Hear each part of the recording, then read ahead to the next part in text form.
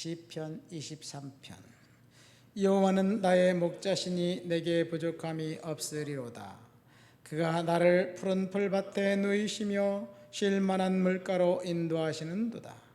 내 영혼을 소생시키시고 자기 이름을 위하여 의의 길로 인도하시는도다. 내가 사망의 음침한 골짜기로 다닐지라도 해를 두려워하지 않을 것은 주께서 나와 함께 하심이라. 주의 지팡이와 막대기가 나를 안위하시나이다. 주께서 내 원수의 목전에서 내게 상을 차려주시고 기름을 내 머리에 부으셨으니 내 잔이 넘치나이다. 내 평생의 선하심과 인자심이 반드시 나를 따르리니 내가 여호와의 집에 영원히 살리로다. 아멘. 무엇이 부족함이 없는 상태일까요? 다윗이 고백한 시입니다. 시편 23편은 너무나도 잘 아는 시지요. 성도들이라면 아마 이 시는 거의 다 암송하지 않을까 생각됩니다. 저도 어린 시절부터 주일학교 다닐 때부터 이 시를 암시했습니다. 여호와는 나의 목자시니 내게 부족함이 없습니다. 다윗이 언제 이 시를 고백했는지 모르겠습니다. 다윗이 이 시를 젊은 시절 목동 때 고백한 것으로 우리는 알고 있지만 아마도 그때부터 다윗은 하나님을 신뢰하면서 부족함이 없다고 고백하면서 그렇게 살았을 거예요. 그러나 사실 다윗에게 부족함이 없었을까요? 왕이 되었을 때 그는 부족함이 없었겠지요. 그러나 그가 어린 시절 목동일 때, 아니 사울을 피해 도망 다닐 때를 생각해보면 그는 늘 부족했습니다. 늘 갈등 가운데 있었고, 늘 염려 가운데 있었고, 늘 걱정 가운데 있었습니다. 다윗이 사울을 피해 도망 다니던 시간은 아마 15살 전후부터 시작해서 30살 될 때까지였습니다. 30살 때 왕이 되었으니까요. 그렇다면 10년에서 15년, 대략 한 15년 정도 사울왕을 피해 도망 다녔어요. 그때를 생각해 볼까요? 그가 도망 다니던 그곳은 광야였습니다. 우리는 광야하면 숨을 곳이 있다고 생각하는데 사실 숨을 곳이 없어요. 우리나라 산으로 숨어 들어가면 옛날 6.25 때 지리산에 숨어 들어간 그 북한 그 괴뢰들, 공산당원들이 있었죠. 지리산에 숨어 들어가니까 아무도 찾을 수가 없는 거예요.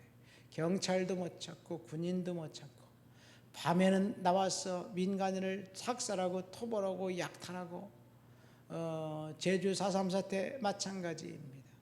공산당들이 숨어 들어가면 찾을 수가 없어요. 다윗이 숨어 들어간 것이 그런 곳이 아니에요. 굴은 있었지만 그 굴에 숨어 들어갔다고 못 찾나요? 이 아침에 일어나면 사울왕의 군대가 벌떼처럼 자신을 향해 오는 것을 봅니다. 또 그날 하루 어떻게 해서 하나님 오늘 나를 지켜주셨군요. 안전합니다. 그렇게 생각하고 잠자고 일어나면 그 다음날 또다시 생존의 두려움이 그를 엄습했습니다.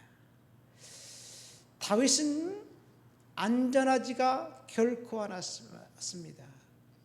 사망의 음침한 골짜기를 매일 경험했습니다. 그럼에도 불구하고 다윗이 내게는 부족함이 없습니다 라고 고백합니다. 아마도 저와 여러분들의 삶도 그렇지 않을까 생각됩니다. 우리가 오늘 하나님 앞에 기도하면서 안전하게 보낸 것 같지만 내일 일어나면 또다시 동일한 문제가 우리의 발목을 잡습니다. 저도 마찬가지예요. 하나님 앞에 기도합니다. 재정적인 문제를 위해서 기도하고 교회를 위해서 기도하고 성도들을 위해서 기도합니다. 문제가 심각한 그 문제 때문에 하나님 앞에 기도하면 어떻게 이달 견뎌낼 힘을 주셔서 견뎌냈어요. 은혜로 견뎌냈어요. 그럼 다음 달이 되면 지난달 겪었던 동일한 문제를 똑같이 반복해야 합니다. 정확해요. 틀림없어요. 이자 내야 될 날짜는 다시 다가오고 관리비 내야 될 날짜는 다시 다가오고 또 그 모든 날짜들이 착착 다가오는데 하나님 어떻게 은혜로 견뎌낼 수 있도록 하나님 힘 주시옵소서. 그 힘 주시고 은혜 주셔서 견뎌내면 그 다음 달 되면 동일한 문제가 계속해서 반복됩니다. 우리의 일상이 그렇지 않은가 생각됩니다. 다윗의 일상이 그랬습니다. 위험은 계속됐습니다. 아니, 위험이 계속된 것이 아니라 더 고조되었습니다. 이스라엘 땅에 다윗이 갈 곳이 그 한 군데도 없었습니다. 광야 말고는 사람들을 만났다? 그러면 그것은 위험한 사건이에요. 이 사무엘상 20장에 보면 다윗이 놉 땅에 피해서 제사장에게 찾아가서 먹을 것을 구하죠. 그래서 제사장이 진설병을 줘요. 그 광경을 보고 있었던 한 사람이 쪼르르 사울 왕에게 달려가서 다윗이 제사장을 만나고 갔다고. 그러니까 제사장 가족 85명이 몰살을 당합니다.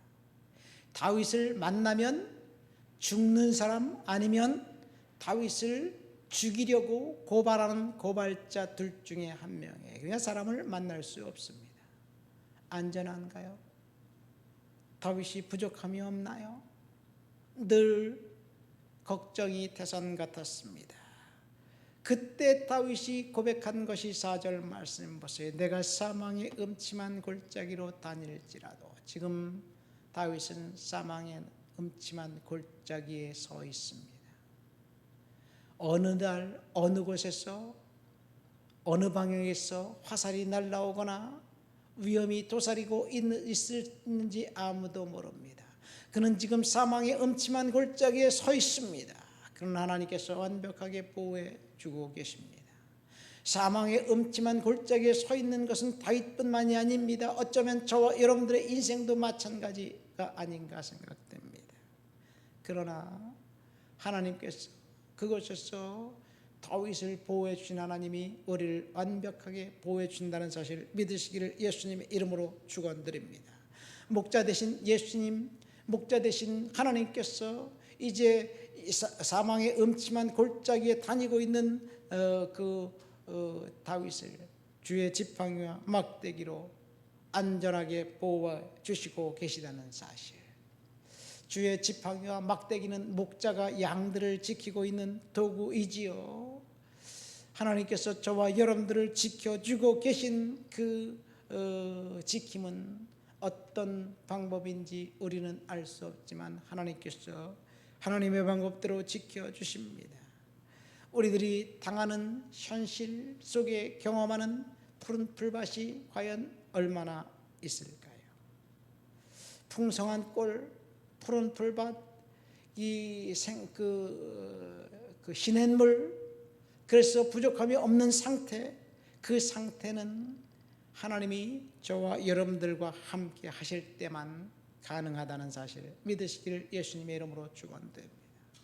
사망의 음침한 골짜기로 다윗이 다니고 있지만 끝까지 하나님은 날마다 그를 지켜주셨고 끝내 하나님께서 5절 말씀에 뭐니까 주께서 내 원수의 목전에서 내게 상을 차려주시고 기름으로 내 머리에 부으셨으니 내 잔이 넘치나이다.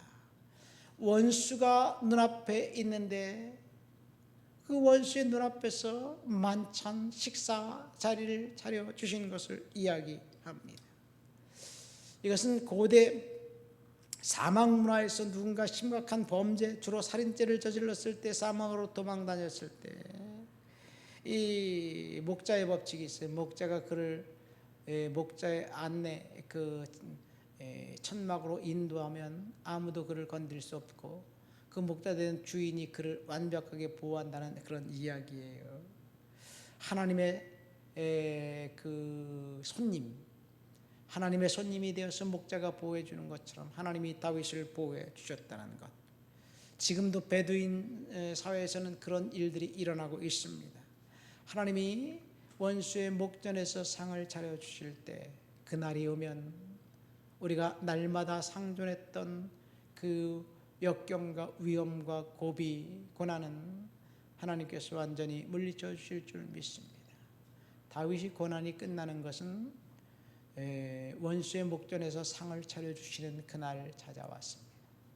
저와 여러분들이 오늘 하나님 앞에 기도하고 있는 그 모든 문제들을 하나님께서 원수의 목전에서 상을 차려주시는 날이 올 때 해결해 주실 줄을 믿습니다. 하나님 아버지 감사합니다. 부족함이 없다는 다윗의 고백이 나의 고백임을 이 시간 고백합니다.